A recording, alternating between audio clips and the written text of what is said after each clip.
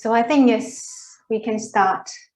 I guess that our technical team will be ready with the sharing screen. Yeah. All right. So good morning or good afternoon, everyone, depending on where you are at the moment. It is an online event, so we actually see that we have so many participants from all over the world. And we can see in the registrations, we have people calling in from Asia to Europe and also in South America as well. But wherever you are at the moment, you are very welcome to our Tech Talk event today. I am Minkyu, HR Manager at Adnovum, and I'm the host today. In next 1.5 hours, with our invited speaker, Matilde and Hartmut, they will talk about the value of data and AI in the data-driven approach. From the beginning of 45 minutes, Matilde and Hartmut will give you an overview of AI and machine learning. Both speakers will bring you to a closer look at machine learning and explaining about the terminology and the main concept of them. During the event, they will present also some practical machine learning projects, which already implemented by Zucchetti, where Martin now working, and at Adnovum, where Hartmut now leading with his incubator teammate. And of course, they will discuss the value of the data I mentioning from the beginning. And at the end, we will have a Q&A sections. So before we start, I would like to give you some ground rules so that we have a very effective session today. Our technical team will mute everyone while our speaker present, but we will unmute you during the Q&A section so that you can ask the question directly to our speaker. So if you have any questions during the time our speaker present, you can also send the question via the chat box because our technical team will collect all of them and forward it to our speaker. After the sessions, we will send out a survey via SurveyMonkey. Please take part of the survey after the sessions, helping us to improve the session even a better one in future. We will start record the session today, and so after that, you would receive the recording and also the slide deck from the speaker. So now let's start. Let's put our hands together and welcome our first speaker, Matilde. Thank you.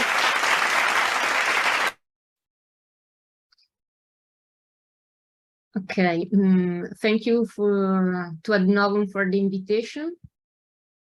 Hello everyone, I'm very glad to be here now with you, and I hope you are hearing me well and seeing my share presentation. So, just before starting our deep dive in AI, just a brief introduction of myself. I'm Matilde Grecchi, and inside Zucchetti, the main Italian software house, I'm the director of the Innovation Lab and Artificial Intelligence Division. I have a mathematical engineering background at the same time. I have 2 bachelor's degrees and 2 master's degrees in the science, technology, engineering, and mathematics field. 1 year ago, I concluded an MBA at the Washington University. It is more than 12 years that I work on data as a consultant and on topics related to new technologies, innovation, and artificial intelligence. During my professional development, I made a great experience in McKinsey & Company, one of the big 4 in the consultancy world. In McKinsey in the Milan office, I was responsible for the artificial intelligence lab. So let's start our journey to date. We live in a world with a lot of data. The big data has been defined in recent years as the new oil, which is an invaluable source of value, but simply collecting data while exploiting the best technologies available doesn't guarantee to have information and above all to extract knowledge. Technology is needed, but it's not enough. In the Zucchetti group, we have a lot of data, and what we try to achieve with our contribution is to give value to this data, transform it into information that can be used in products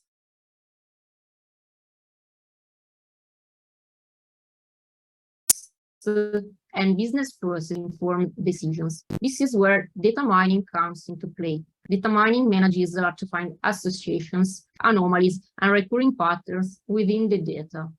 Thanks to the use and knowledge of new technologies and specialized resources, it managed to do so with an efficiency far greater than that of a human operator.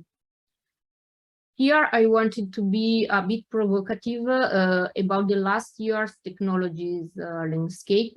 You can see the infinity of technologies and top players that have entered this world. If I think just 5 years ago, it was a predominantly open source world with far fewer technologies available. The potential of this market is enormous, and today we see how the offer has exploded exponentially about a few years. So this is the question. Does having the technologies means having found the solution? So am I able to innovate and bring artificial intelligence solution to the context in which I apply it? It's not simple. To navigate in this landscape and obtain the best from these technologies, you need skilled people. The value and importance of the team, having the right mix of skills, this is what I learned in my experience in this area, in order to able to industrialize artificial intelligence application in the various fields. And we know that the most important figures is the data scientist, who have the mathematical background and knowledge to build complex models for different situations and topics. Another important figure is the data engineer, who has the knowledge of data, of their structure, and the way to manage and store it. But it is also important the data architect. If you want to deploy a solution, you have to consider the existing infrastructure and the way to integrate the AI model into an existing process or design new one in some cases. And finally, the last key figures that I wanted to include within the team are the data visualization and the data translator, who are able to have a great sensitivity for the visualization of the data, one, and for the business, the other. They help the team to find the best way to translate the result of an AI model into a solution of value and spendable at the business level and easily interpreted by the end user. But how to bring innovation? I really like a phrase from the famous bibliographer William Pollard. Learning and innovation go hand in hand. The arrogance of success is to think that what you did yesterday will be enough for tomorrow. It is important to be open to innovation and have the courage to go against the grain. In fact, it is estimated that the impact of artificial intelligence technologies will lead to an increasing work productivity and a more efficient use of time by people. This is what I see in our day-by-day of activities. We live in an era in which innovation touches a whole range of topics, and information technology plays a central role in supporting these new scenarios. And the artificial intelligence is a tool destined to completely revolutionize the world. The application area are truly multiple, and the potential is high. As you can see, the area are the most diverse, and the value that you can bring is considerable. I like to talk about a 360 degrees data science. it is unlikely that an idea that we have in an application area has an impact at a business level and an interlocutor inside our group. The application area are many, from computer vision to natural language processing, from the most traditional forecast model to the most sophisticated recommendation models, and to delve into the great and fascinating world of big data. But what could be a correct definition for artificial intelligence? I see many times a wrong use of the meaning of artificial intelligence and only for having a commercial appeal. I think that this picture gives us a correct representation of the meaning of the three main words related to data science: artificial intelligence, machine learning, and deep learning. The blue part is the core of data science, where models come into life. This is the part of algorithms and mathematical modeling. The violet part instead stands for automation, the integration of algorithms inside processes using computers and software. So a definition of AI could be the following. Artificial intelligence stands for software programs capable of providing computers with performance that to a common observer would seem to belong exclusively to human intelligence. Instead, machine learning and deep learning represent the intelligence. The name machine learning derives from computer science, but has the similar meaning of predictive modeling and forecast learning and statistical learning. It is a discipline that studies and design algorithms able to learn from historical data and make prediction on new data. Instead, deep learning is one of the machine learning approaches where you can find neural networks, and the approach and the structure is similar to the brain of humans. But what are the approaches and methodologies behind machine learning? Basically, there are two approaches, one named supervised learning and the other unsupervised learning. But how to know when you have to choose an approach instead of another one? It is very simple. If your data set has both input and output data, the variable to predict is available, you are in the first case. It is supervised learning. Otherwise, if you have only input data, you have to follow an unsupervised approach. This is a very simple picture that for me, it explains and clarifies very well the concept just described. I think many times a picture explains the concept better than a definition. There are then specific models for each type of variable. In the supervised learning, you use classification models for categorical variables and regression models for quantitative variables. If you are in the unsupervised learning case, instead, you can apply different technique of clusterings. This is, for example, another picture that explains the learning process of supervised algorithms. But we have talked about methods, but what about the process? We can simplify our goal in this way. We have data, a lot of data coming from different sources that we want to transform into action. To give value to this data, we use machine learning models. It is the intelligent part that transforms data into suggestion or actions. Here I represented a complete process that a team in charge of building machine learning models should follow. First of all, you have to define with your customer the scope of the projects. It must be clear that what do they want to reach. Then you can start to collect data and understand with the customer their meanings.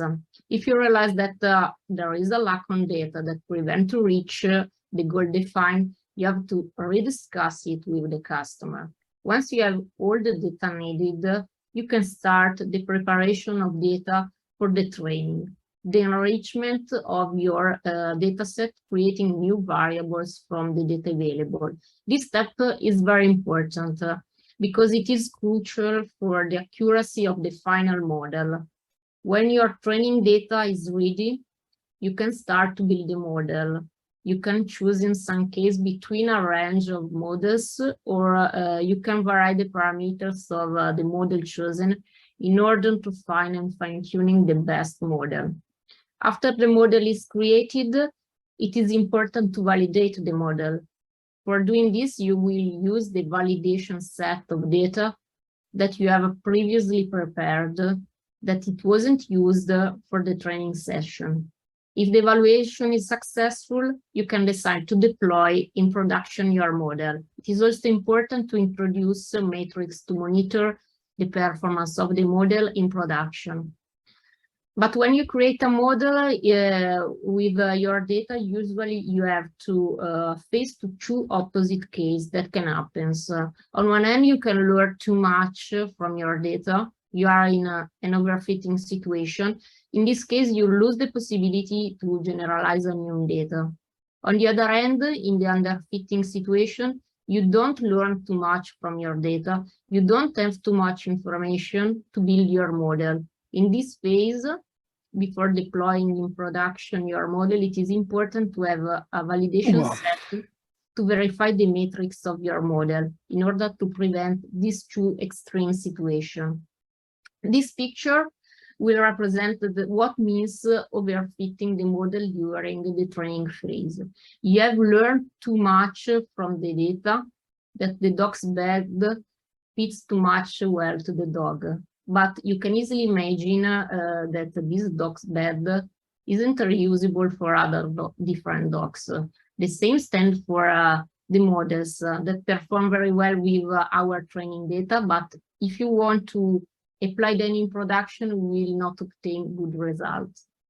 I leave now the stage to Hartmut for a deep dive on models and methodologies. Yeah, thank you very much, Matilde, for this great and broad introduction into the subject. And I'm now trying to give you a more detailed view, or trying to give you an understanding what really machine learning is, so that you have a more concrete understanding. Yes, and I'm therefore trying to explain the main concepts by just a simple example. I hope you can all see my screen. Okay, let's consider the situation that you're working in a real estate agency, and then a very common situation, a very common task is that there is a house and you would like to sell, and then of course you have to determine some kind of an offering price. So the house you would like to sell has some kind of a data. So it has, for example, 5 rooms and it has 80 square meters, and maybe it's in a good quality, and so on and so on. And I mean, just for determining this offering price, I think for example, there are several possibilities, possible solution. For example, you could have some kind of a rule-based solution saying if the number of rooms is this and that, then I'm choosing that offering price. Or the other possibility would be that you try to learn from your historical data. Because as a real estate agent, you maybe have already sold a lot of houses, and so you have a lot of historical data. So that's our starting example.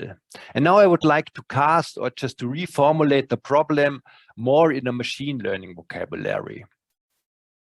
And so if you reformulate this task of determining the offering price in a machine learning vocabulary, then you would say, okay, the data of my house, these are my input features. And my input features, there are different types. For example, the number of rooms or the number of square meters, these are numerical features. But in many situations, you do not have only numerical feature. You also have categorical features, like in our case, the quality, or for example, you have colors or something else. This is not directly a number. Okay, and then this goes into the model. And the model in machine learning, that's more or less always a mathematical function, or more general, an algorithm. So you put in your data and then you get some output, and that's a prediction. In our case, that's the offering price. And in the context of machine learning, we do not use the term, or not so often use the term historical data. We just simply talk about training data because, you know, maybe you generate or you collect the data before you start to train a model. Okay, and if you go one step further, then we could formulate our task a little bit more abstract. So let's talk about our input features, our input variable x. Let's call these two features x1 and x2. And then for our model, we just use a function called f. And the prediction is just y. So if you put in these input x1, x2, then our function gives the prediction y. And for simplicity, you may observe that we just omitted here the category of feature quality. That's just a simplification because, yeah, if you Google a little bit around, then you can see there's a quite simple, straightforward way to make a number out of these categorical features. And then, yeah, you may ask, Matilde just quickly showed the different category, the taxonomy of machine learning. You know, this supervised, unsupervised clustering. And if we apply that taxonomy of our task, of our situation, then we see, okay, this is a supervised problem because we know the response from our training data. And since our response variable y is numerical, it's a regression problem.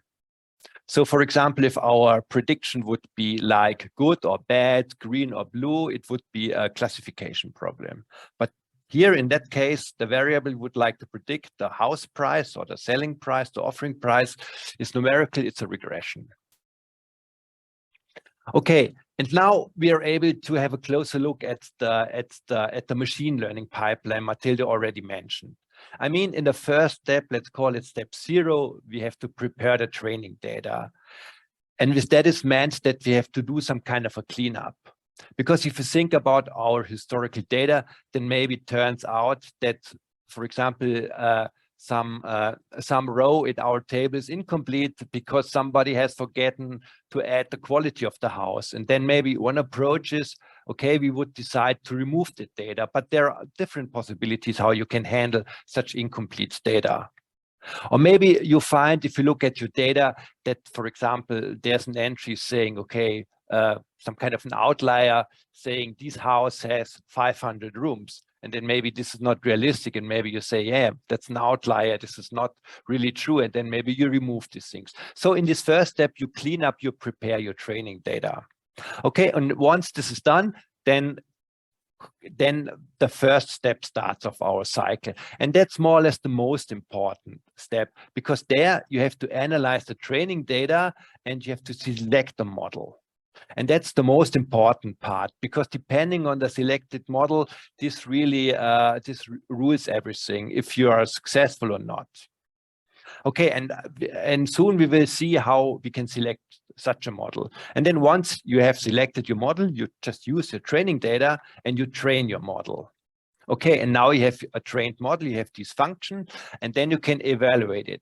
And depending on the evaluation, you maybe decide, okay, it's good to go, I'm just using it in production, or maybe you say, no, maybe the predicted selling prices, they're not really realistic. Let's choose a different model, or maybe modify the existing model. And you just run the cycle until you decide in step 3, yeah, my model is good enough, let's deploy the model. Okay, now to step 1, how do I select the model? And I mean, there are several possibilities.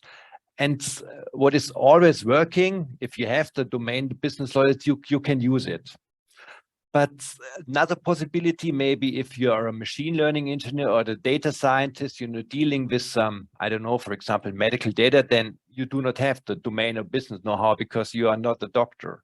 So you could do some data analysis. And for example, you could find out that some of these features are not really independent. So maybe you can remove them. So you could do some data analysis. And then what is also working, always working, especially if you have no clue at all what the data are, you can just try and you can just try a model and then train it and then use another model. But for example, in our case, of our case in this real estate agency, where we would like to develop a model for predicting the offering prices of a house, we could use our domain or business know-how.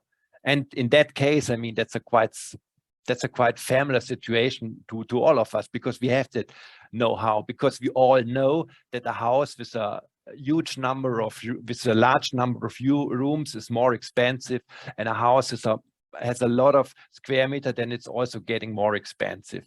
So using that domain or business know-how, in our case, we could say, hey, we start with just a simple linear model. So we could say our offering price is just depending in a linear fashion of our square meters and our number of rooms.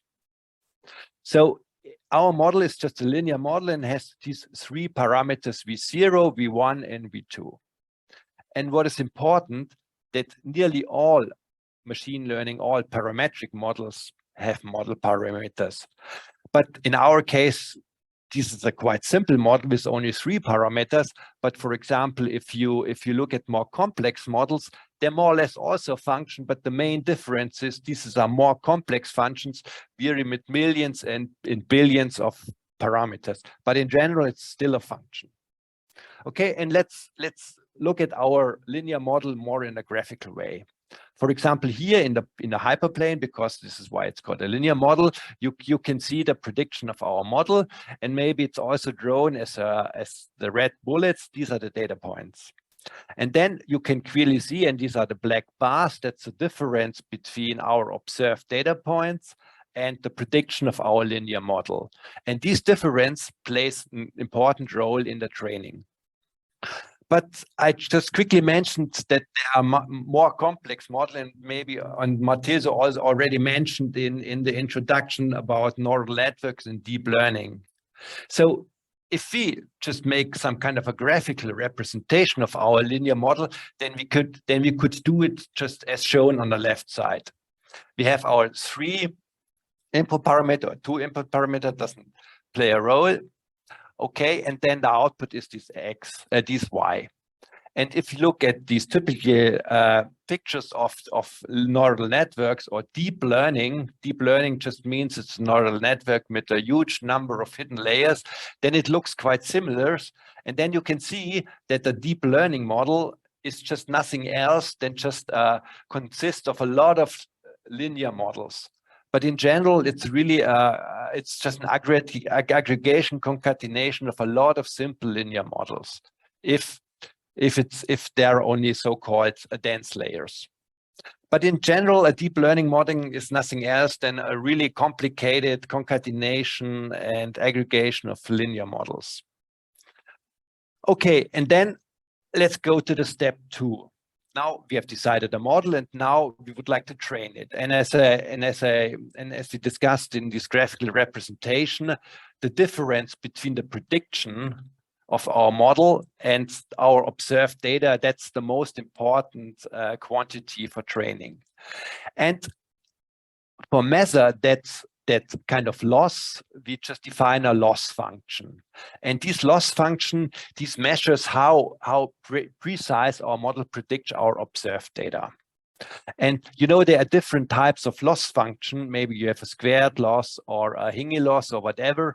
And the type of the loss function, that's more or less given by the statistical nature of our problem. And so in our regression problem, we will use a squared loss, and this results by the assumption, for example, that our error is just normal distributed. Okay, and then our training just consists of finding that model parameters, W, that are minimizing the loss function. I mean, this maybe sounds a little bit abstract, but in the end, it's quite simple. So let's go to our example back. So we have our linear model, and we define as an error this mean squared error, just justified by the statistical nature of our problem. And this mean squared error means I just sum up the square of the difference of my prediction and of my observation, and I sum up all these things as shown in the second line, and then I divide it through the number of the training data points. So, and now we have our linear function and we have our training data. And now let's just plug in our training data in this huge sum. And if you do that, and that's shown in the third line, you see that our loss function consists of a lot of numbers and our parameters VW0 as V_0, 1 and 2. So our loss function has numbers and only these parameters of our models. And our job is now to find that model parameters. These are minimizing that sum. And if you look at the special simple problem of a linear model, then if you do all this calculation, then you find out that that our loss function has a quite simple geometrical structures, and so it's quite easy to find these model parameters which are minimizing that function, because it's a so-called convex problem, and you just start with any point and then you just go down and then you find the minimal model parameters. So in the case of a linear model, that's super easy. You can write it down, and there's also an analytical solution, but it's also sufficient to do it in a numerical way using the so-called gradient descent. And that's maybe the main difference if you go again and compare our linear model with a deep learning model. The main difference between a linear and a deep learning model is, except that the deep learning model has billions of parameters, is that the loss function of a deep learning model is not convex. So it's not so easy to find the minimum. And there are also several different distinct local minimums exist. And this is the reason why it's partially extremely hard to train a deep learning model, and training means to find a sufficient good minimum. Okay, now we have trained our model, and then as a third step, we have to evaluate our model. And then the question is, how do we evaluate the model? And then the main point is, before we train with our training data, we make a train test split. So we do not use all of our training data for the training. We just use only, let's say, 80% for training. And so the remaining 20% we use for evaluation, because our model has never seen that test or validation data. And we use that unseen data just to compute again the loss, for example, in our example of this linear regression. And then depending on the loss, we could say, yeah, it's good, or maybe it's not good enough. For example, if you do that for our prediction of the offering price, for example, if you would say, okay, our prediction on the test data of our historical data, but these data for the test data have not been used for the training, maybe that's 1% with a precision of 1%. And then maybe we can say, yeah, that's really good, so let's use that model, it's fine. But maybe if we see on the test set that our model only predicts with the accuracy of, let's say, 30%, then we will say, no, this is not good enough. We have to improve our model. We have to go back to step 1 and choose another model or modify the existing model. And then the question is, how could I do that improvement? And I mean, what I can also always do is just select a different model. And this is what I mentioned in this first step, this try and error. Maybe if I have really no idea about the data, I could, for example, try another model. But if I know that my model in general is okay, then maybe I could do feature engineering. I could create additional feature. And for example, in our example of this real estate agency, then for example, the average square meters per room could be a helpful example. I mean, because from our business know-how, we know that's a meaningful example for the house price. I mean, the house price maybe depends on that feature, but it's some kind of a constructed features. It's not in our original data. We just define that additional feature. And for example, if we have a lot of data and we see that it's maybe that our model is not good on the test data, then maybe it's overfitting. And as a countermeasure, we could add some kind of a regularization, a so-called regularization to the model, which is some kind of a countermeasure against this overfitting. And maybe if all these things are not working, then what is always a good possibility is just to collect more data.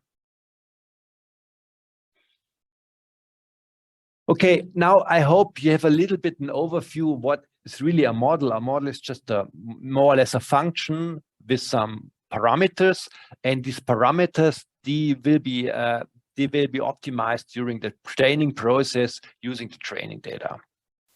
Okay, and then the question is, I mean, that's a lot of math. And for example, Zucchetti is a software company, Adnovum is a software company. What's the relationship to machine learning, to software engineering?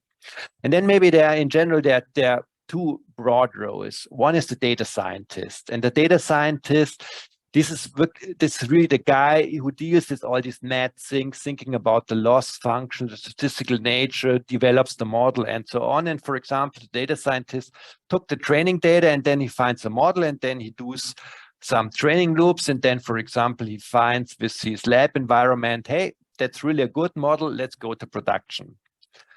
But it's not so easy, because if you go to production, then you have to implement that model, for example, in a different programming language. Maybe the data scientist is using some statistical software called R, and then the machine learning engineer has to translate it in, for example, Java, I don't know. And that's also part of the engineering part of a machine learning problem. And what is also important to understand, that especially in these deep learning projects, then it's not so easy for the data scientists really just to train a model, because these models, they are so huge. They have billions of parameters and terabyte of data, and they must be distributed on several clusters just to be able to train it. And there's also a lot of system engineering know-how required for, using all the graphic cards of the machine and so on. And so the data engineer needs some sound understanding of the mathematical background, but you also must be able to deal with this engineering, with these operational aspects. And then, as a last point, I would like to show you two concrete projects, machine learning projects implemented by Adnovum. And the first one is about the improvement of service. And the problem of the customer was that they are doing some paper-based service just for getting insight about the public transport. How are the people using the buses and the trains and so on? And therefore, they just started this paper-based survey where a lot of people just running around and asking the people, looking at their tickets, and then just noting down from where to where they travel, what kind of tickets they are using, what's the date, and so on. And that's quite error prone, and it's also expensive, and you have limited data, and it's expensive because it takes a lot of time. And then the general idea was, hey, let's develop a mobile application. And with this mobile application, you can just make a photo of the ticket, and then you use machine learning to classify the ticket, because there are really a huge number of different tickets. In that case of the survey, there was over 17 tickets possible. And then once we classified the tickets, then we can use OCR for extracting the data and then sending the data to a central server. So that's a huge progress. And so the data here, the data have been existing before. This has been just the tickets, but before machine learning, it was not possible to write some rule-based program that takes a photo and then say, okay, it's a ticket of this and that type. So this is only possible with machine learning, with computer vision. And of course, for the customer, that's a huge benefit, because he has this app and such a survey, it's just more reliable, much faster and much cheaper. Okay, and then as a second example, and this goes more in the direction of the machine learning engineer, the machine learning operation. This is about the media archive of the Swiss television company, broadcasting company. So they have really a huge amount of data, but often these old historical data, they are not classified. So they have some kind of a lot of files, but they have no clue what's the content of the file. Is it a video, or is it a film, or I don't know, or music? Is it spoken? I don't know. And so the manual classification, that's really expensive, and and you need an expert. And so and then the general idea is, okay, let's just use machine learning just for classify all this data. And Adnovum, we just help ArcGIS just for building a complete machine learning platform. And we also contributed to the model design, just the selection of the right models for doing the classification of these entries, of these archives. And then, of course, now in this platform, you can, for example, you could search, you could upload a picture, and then this solution brings you, for example, all the videos where the person is shown, for example, if it's a politician and so on. Okay, and here I would like to hand over again to Matilde, and she will give you different examples of the application of machine learning from Zucchetti. And if you have any questions, just ask it now in the chat, or feel free to contact me later. Thank you. Thank you, Hartmut. Now I show you a brief introduction and overview of some projects that we have done in Zucchetti to show you the real potential of using this new approach. Let's start from a project related to computer vision, the dish recognition. In this case, the goal of the project is to automatically create the bill starting from an image with different type of dishes on it. This approach has a lot of advantages.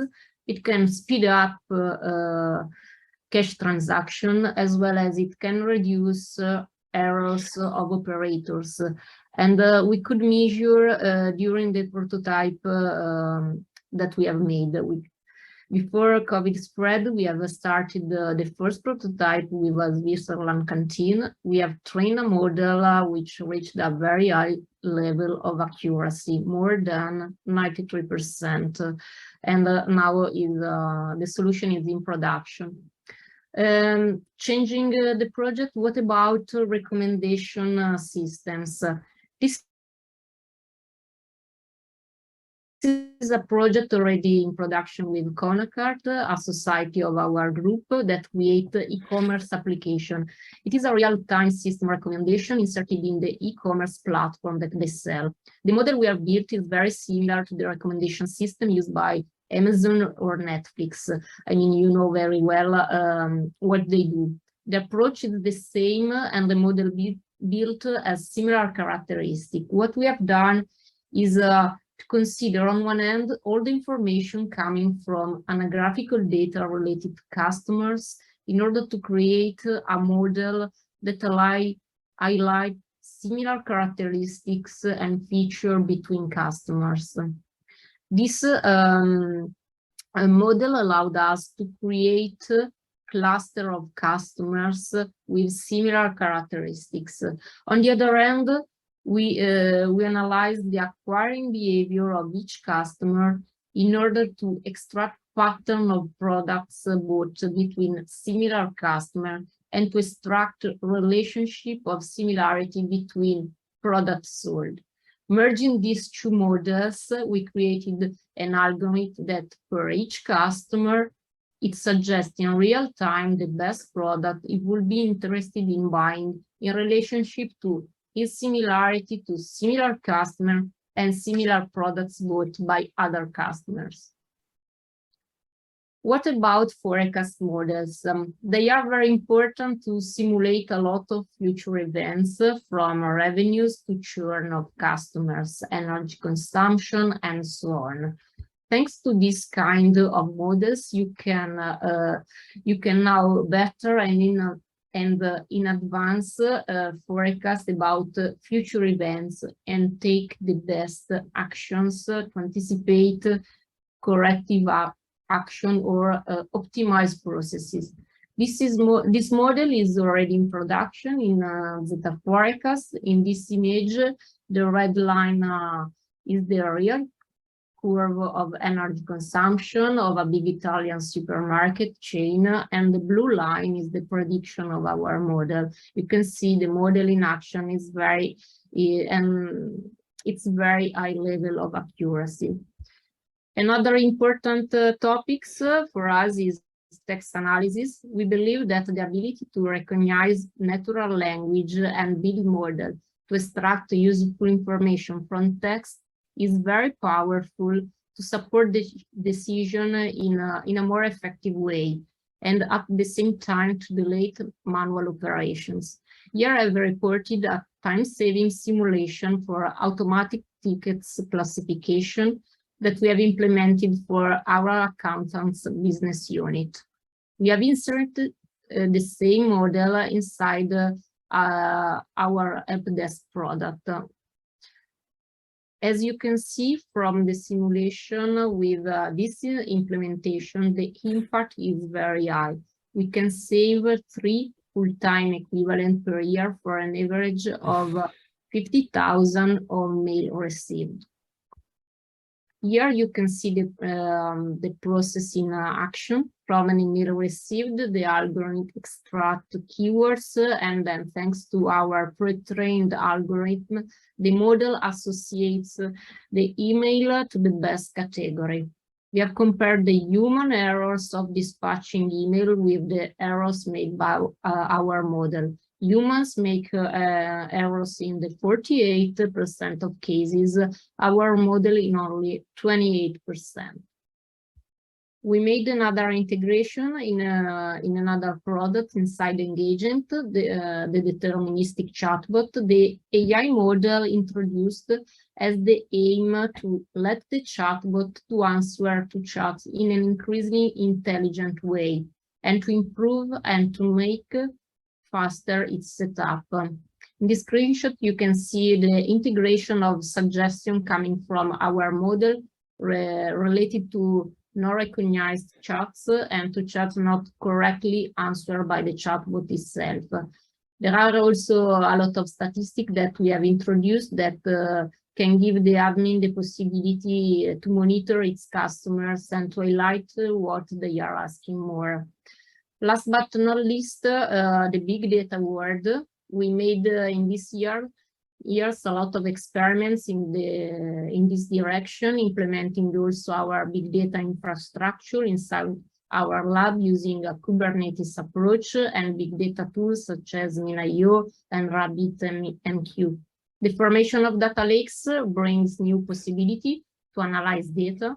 You can collect data from different sources and learn insights from large amounts of data. This gives us the possibility to reuse knowledge to face new situations thanks to transfer learning. Here, for example, you can see a screenshot from a project with one of our society, Access. It is a network plot that creates links between people, analyzing the interaction between them and highlight bottleneck inside organization. And we have more. This is only a brief introduction and overview of the main project in progress or already delivered. And if you have any question, don't hesitate to ask me. And Hartmut and I have tried to give you an overview of what about the potential and the value applying mathematical models to data in a real world. Thank you. Thank you very much to Matilde and also to Hartmut as well for the presentations and very useful insights with the Tech Talk today. And now it is time for us with the Q&A session. And thank you very much for all the participants who send and submit the questions to our technical team.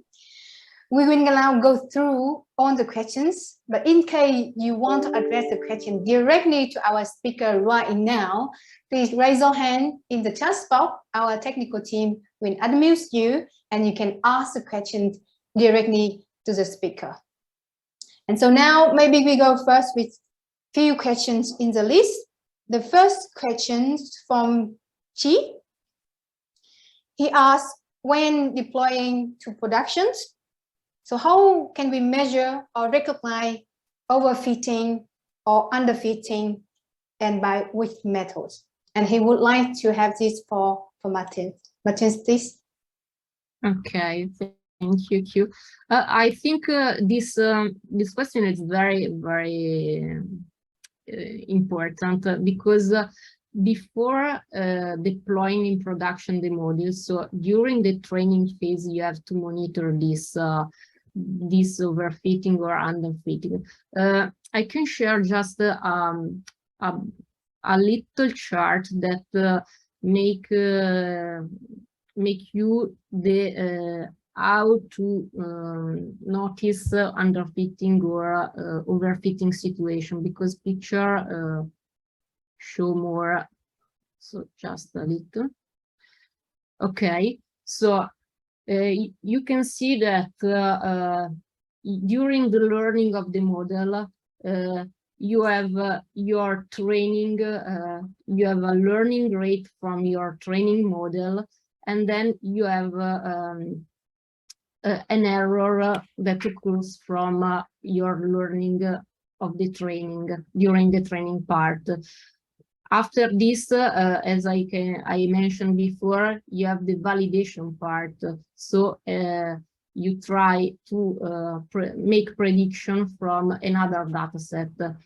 Putting this error during their learning rate, you can obtain this kind of charts in which you can understand well a balanced situation in which training and validation go sort hand in hand, and what happens during an overfitting situation where the gap between training and validation is very high during the learning rate.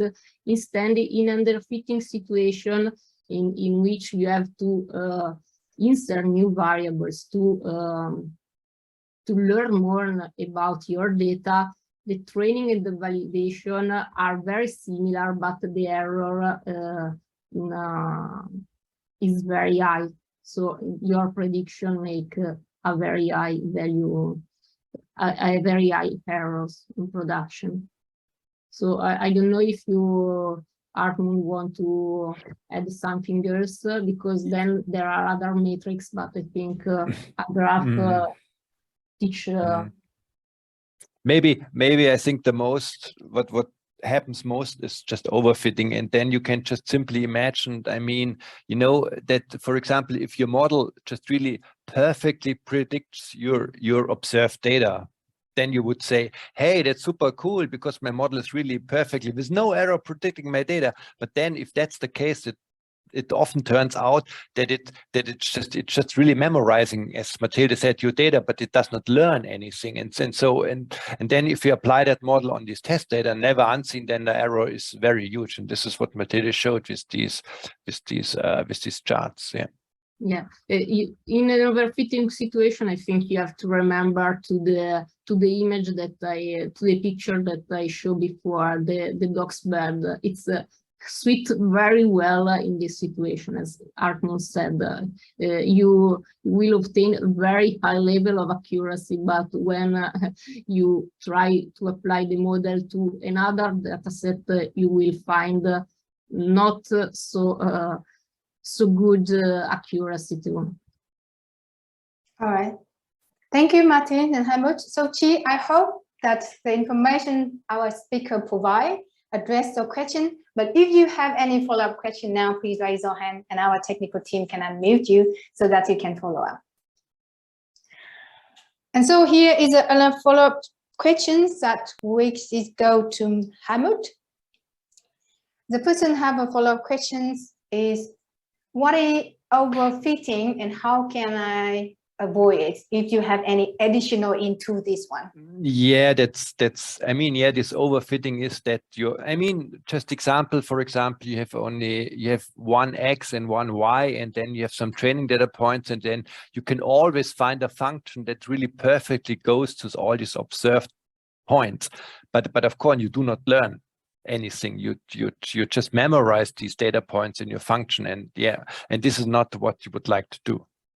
And I mean, there's a lot of this overfitting problem that's quite well that's quite well addressed also from a theoretical point of view, because you can some kind of give a number to the capacity of your model, and this is from a theoretical aspect that's quite huge, that's quite good understood, and there are also really a lot of good countermeasures for this overfitting situation. For example, these are in the linear models that's called a ridge, or the lesser regression, or in deep learning you have a lot of things like dropout layers that are really, they are good countermeasures for these for this overfitting problem. So this is not a huge problem, or it's manageable, this problem of overfitting.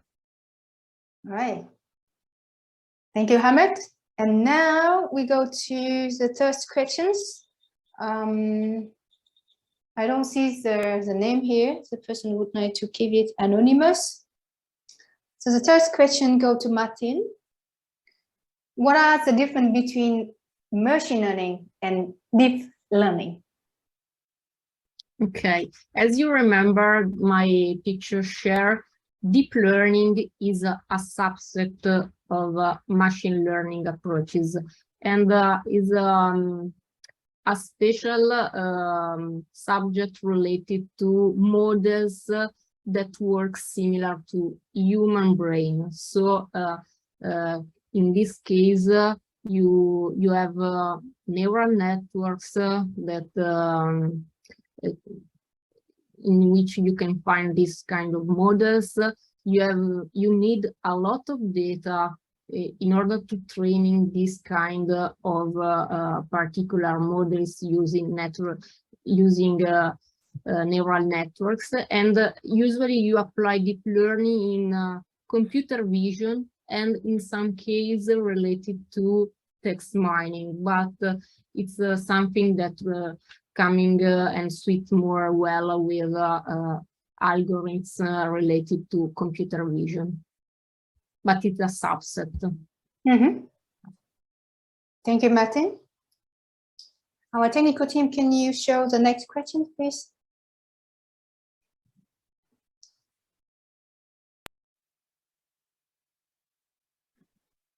The next question coming from a very interesting nickname in Zoom, coders mining at Plum Vinish, from this person. And he or she would like to ask, could you introduce a website to learn machine learning with good price that you like most? For example, to be a software engineer, I introduce below website. codewithmost.com is cover enough knowledge to be a software engineer, and with good price as well for everyone can buy and finish the journey to become a software engineer. So what would be for machine learning? And it would go to both of you. Maybe from my point of view, I think there are really a lot of really excellent online courses regarding machine learning, also really from the MIT and from Stanford. And I'm not 100% sure, but I think they are free. And I think what you maybe have to ask yourself, I mean, how much time would you like to invest in that learning machine learning? I mean, they are so different level. I mean, you can just apply it, or maybe you would like to have a really deep understanding of the concepts, and depending on that question, you should select the way of learning, what would be your curriculum. And maybe if you're not so interested in the mathematical background, then for example there are a lot of good resources. For example, how you do your first steps with TensorFlow or PyTorch or scikit-learn. It really depends on what's your goal. Maybe Matilde, what's your in fact, advice? There are a lot of courses online, also free of charge. The MIT and Stanford look very well. There is also Coursera, in which you can also find a lot of courses and obtain certification. But as Hartmut said, artificial intelligence and data science is huge. There are a lot of topics, and it's important to invest in starting from one area. For example, okay, I love computer vision, so I start more in deep techniques and skills related to this area, or instead you are fascinated about text mining. Okay, natural language processing is another area, so using materials coming from Facebook and Google's in this case are more are good for this kind of topics. So it depends on your objective and goal, but there are a lot of sources. Thank you. We go now to the next question. I think it's also similar to these questions as well. I will wait a bit for our technical team to solve the questions in case I could not read clearly in English for everyone. The person said, I love AI and machine learning, but in my professional work, in my job, it doesn't have any chance to work on this with my current team. So what is your advice for me to start learning and practicing this topic? I mean, oh, sorry. Yeah, go ahead. No, go ahead, Matilde. Sorry. Okay, I think that if you have a passion to go more in deep in this new area, you can start out of your work day hours and using online materials, and this is the first step and learning new languages such as Python. But if you are a programmer, software engineering, I think the mindset is very easy to start and learn a new language related to these new approaches. I think it's the first step to create a background for you, for your knowledge. And for example, what is also cool thing is Kaggle. I mean, this is just a platform owned as nearly everything in machine learning by Google, but there are a lot of the data sets, and there are a lot, and that's a huge community. And this is a good starting point, because, you know, I mean, yeah, for example, for practicing, you need some kind of real life data, and there are some data sets, and then you can use them. And also, and there are a lot of discussion and existing models, and then you could just, yeah, start implementing your models. Just start with some simple thing like this. Yeah, for example, these Boston house pricing indexes. This is a very old famous data set. You could start a linear model, train a linear model using the data set, and then get familiar with all these things. That would be my advice if you're more on the practical side. Just go to Kaggle, and there are competitions, and there's a huge community, and yeah, then you can start diving into machine learning. Yeah, it's a good advice, Hartmut, but I think that then you can balance with some coursing for the theory part, and then you can try to make and create your own models on Kaggle platform. Yeah, makes sense. All right, thank you. And I hope that the person who asked this question now have a little bit better and clearer an idea of how you can actually start and follow the passion with AI and machine learning. And yes, the next question is to Matilde.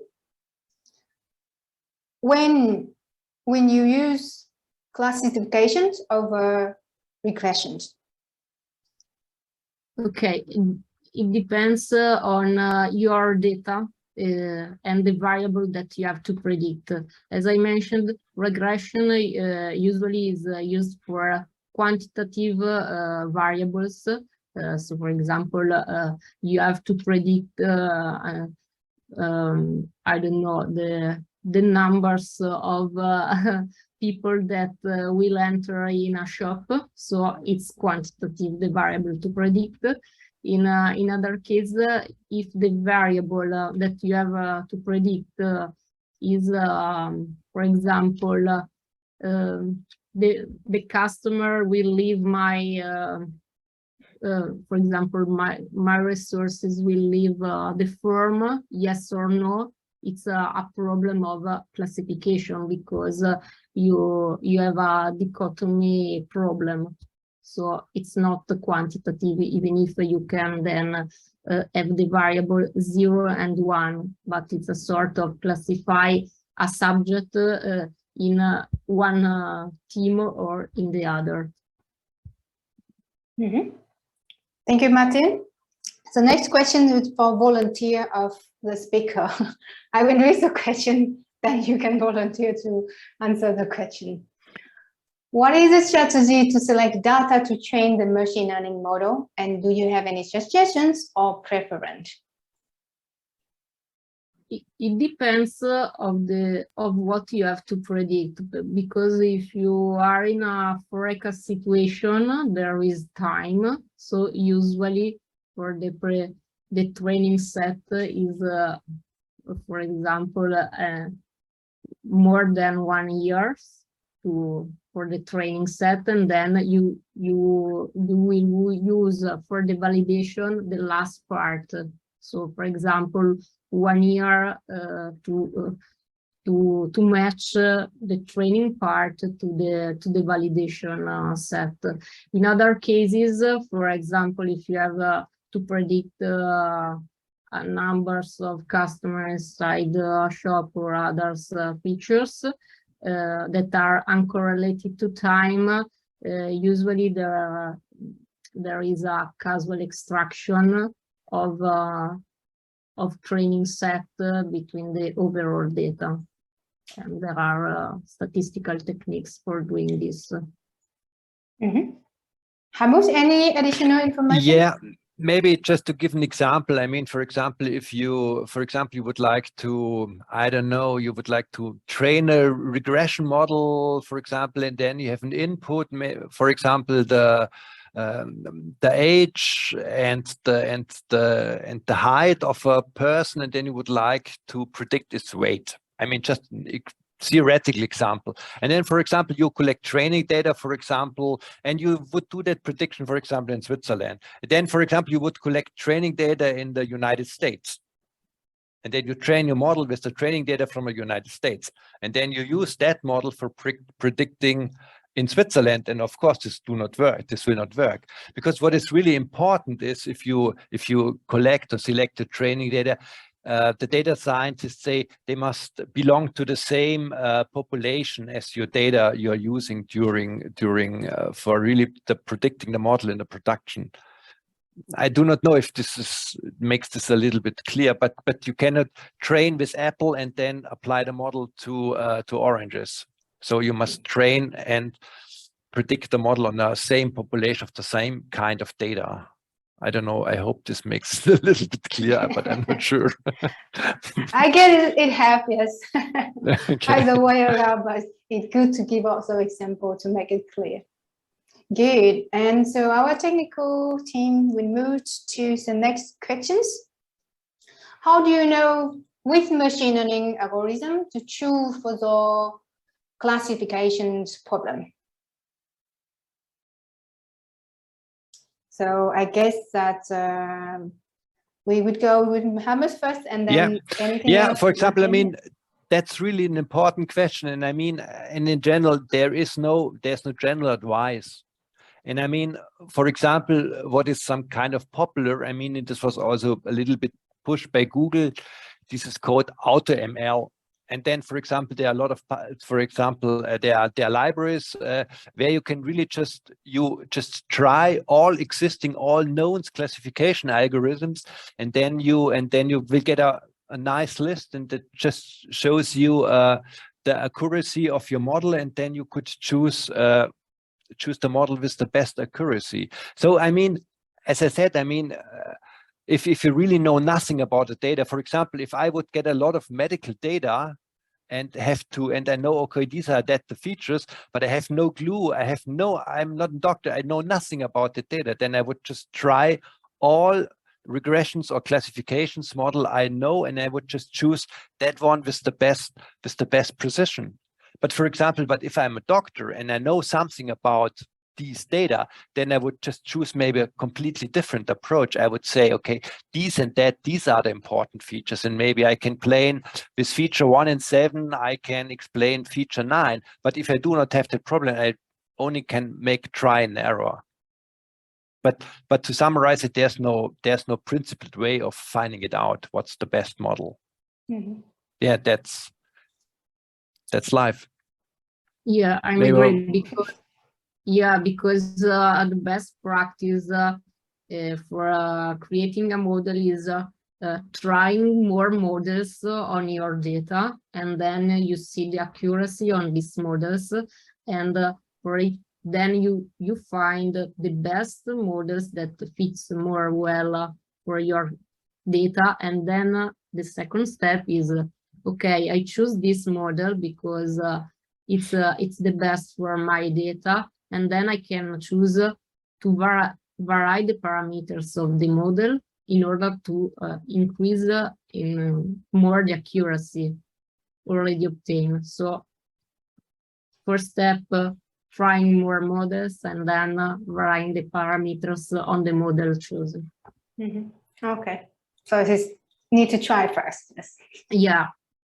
All right, got it. So now we go to the next one. I guess the technical team can move to the next one.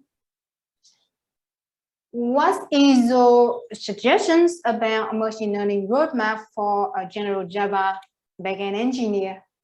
And what area topic to study that I should cover first? Is jumping right into machine learning library like TensorFlow, I hope that I read it correct, at the beginning with no foundations is a bad idea? So I guess both of you can just give your point of view on this, yes.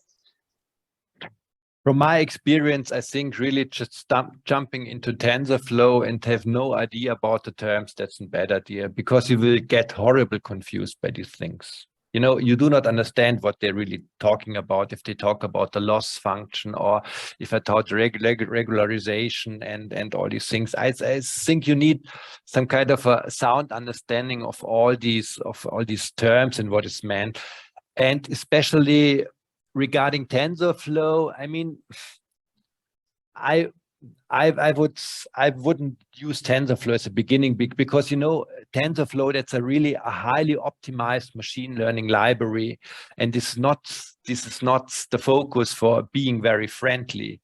And I would use something more simpler, maybe it just really shows yeah, it's not so optimized. And if you are a Java engineer, and then the point is most of these 90% of all machine learning projects are using Python. But there are some, and so this means going to machine learning, you also have from Java to Python, and then just enter a new subject. But maybe if you wouldn't like to do these two steps together, for example, there are also machine learning libraries and frameworks written in Java, and then maybe start with the Java thing, and then you have a better understanding of the concepts, and then do the switch to the Python world, really using the bleeding edge technology. And there I wouldn't use TensorFlow, I would PyTorch, because this is more simple, it's more straightforward. But Matilde, what do you think about Java? I think this question is very related to the answer that we have given before. But it's from my side is starting from theory and the goal to reach. Okay, TensorFlow is related to deep learning, so starting from some videos or very simple exercise. Yeah, as Hartmut suggests, using Java before, because you handle Java very well, and starting from a very simple exercise. Then you can move to Python and introducing PyTorch or other libraries related to the topic computer vision. But I think you have to know the parameters, because if you don't know the theory beyond these models, it's something that, okay, I try, I change, but it's something that you don't manage.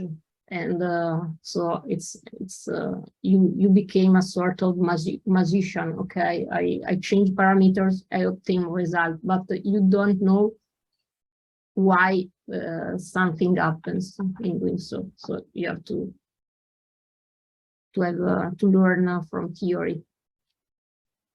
All right, thank you. We go to the next questions. Is text mining working across the language? Absolutely, yes. Yeah.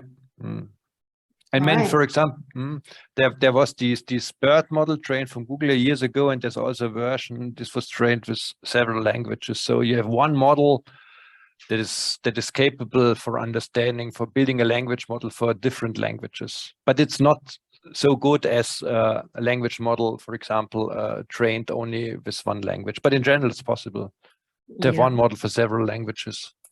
Yeah, in fact, it's better to train for your data for a specific model for each language, and on top, before, for example, the question of from your customer is coming, an algorithm that understand the language, and then you can choose the model to apply. So you will find the best and more accurate answer to this question.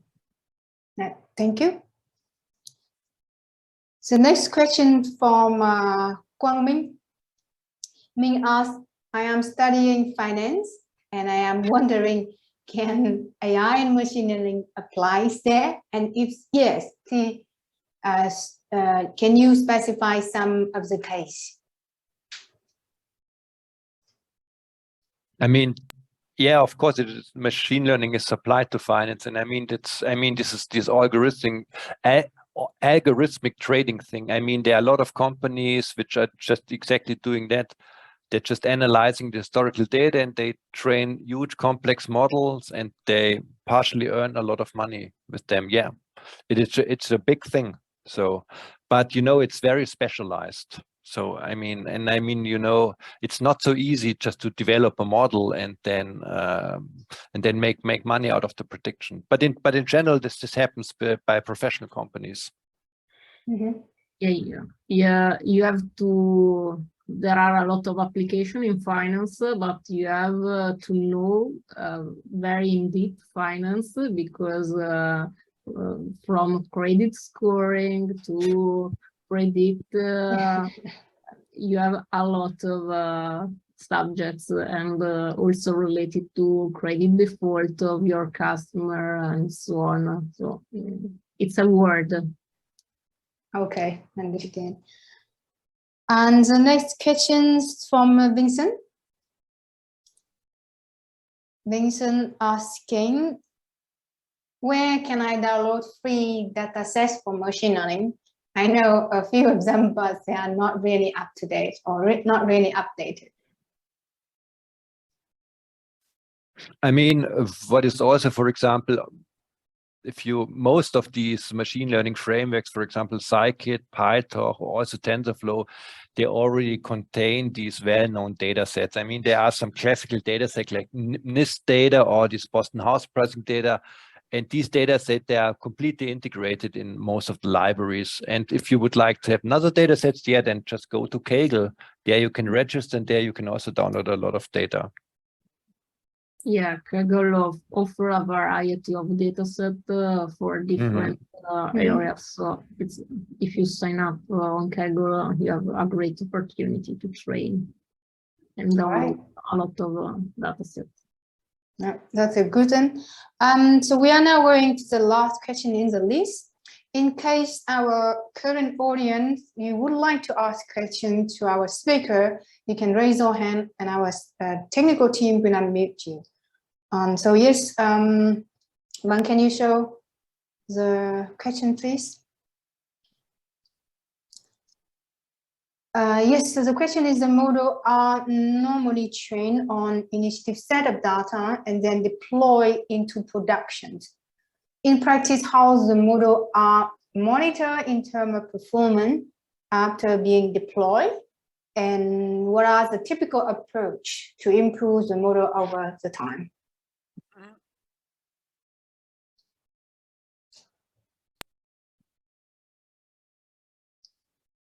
I guess that I would ask for the volunteer from Okay, go ahead, Matilde. Okay, so when you put a model in production, usually you have to monitor the model with some dashboard, because if you predict something, then you will have also real data for your prediction, and you can monitor your accuracy during the time. And there are some metrics that also can alert that your model is not fitting well. And so the approach is, okay, after this alert, you have to retrain your data and restarting the approach of a training data set, a validation set to monitor the accuracy of the model, and then redeploy in production the new model. But you can also create an automatic pipeline that can do this. Hartmut, anything from you? Yeah, it's not so easy. I mean, because in general you do not know what's. I mean, if you think about these real estate agency example, for example, if you use your model and predict the offering price, and then the question is, for example, if you would find out that in that example that the offering price that you do not sell your house, then maybe you would say, hey, okay, the market, the ground rule zero says that my offering price is not good, and this would indicate, for example, that my model is not working. But in general, it depends really on the use case how to monitor the model. But of course, you need some kind. I mean, if you just think about these algorithmic trading things, and I mean, of course, you have to set some limits, because otherwise, if your model runs crazy, then you have a problem. Yeah, then of course, yes, and this happens, and I know especially from companies in Switzerland that they have been losing millions because their model was predicting bullshit. So it's but it really depends on the use case. But you need some kind of checks, Yeah. All right, thank you. So we have one last question, follow-up question from Quang Ming. So Ming asking the question before about the thing that he's learning finance, and with your question he would like to follow up with your answer he would like to follow up questions. Can you suggest me some key words related to algorithm trading based on AI and machine learning? Is that too detailed? No idea. I've never dived into that subject. Yeah, there are in some cases you can use, it depends on the talk, but about trading, XGBoost sometimes works well, and random forest, but it's a machine learning model, and then you have to create, for example, ARIMA or ARIMAX models coming from statistical models. It depends, but usually. Okay, I hope it makes us the follow-up question clear. And if you would like to have another follow-up question, I can give you one more. I guess that's all clear. So thank you, everyone. We addressed the questions that you have for today. Our time still have a little bit more. However, if you would like to follow up later with any questions with our speaker, you can always send to our organization team. We would collaborate with our technical team and with our speaker to give you answer and information. So in addition to that, with the permission from our speaker, Matilde and Hartmut, you can always contact them via LinkedIn for any further questions that you might have in future. Please be reminded that after this session, we send out a survey. Please take part of the survey and let us know how we can improve further for future events.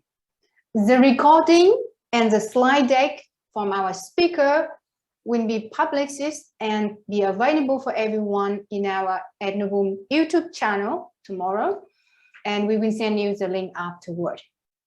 On behalf of Adnovum and our organization team, we would like to say a big thank again to our speaker that you take time away from the work, away from the personal time to prepare and share with us today the topic about AI and machine learning, and also with our technical team in the background, prepare everything for us to be ready today. So I will now end the sections. I wish everyone a great day if you are in Europe and other, and if not, a good evening if you are around Asia. And I'm looking forward to see everyone again in the upcoming event.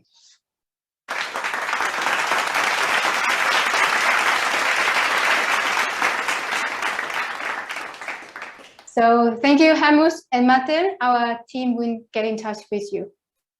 Thank you. Thanks a lot. Thank you.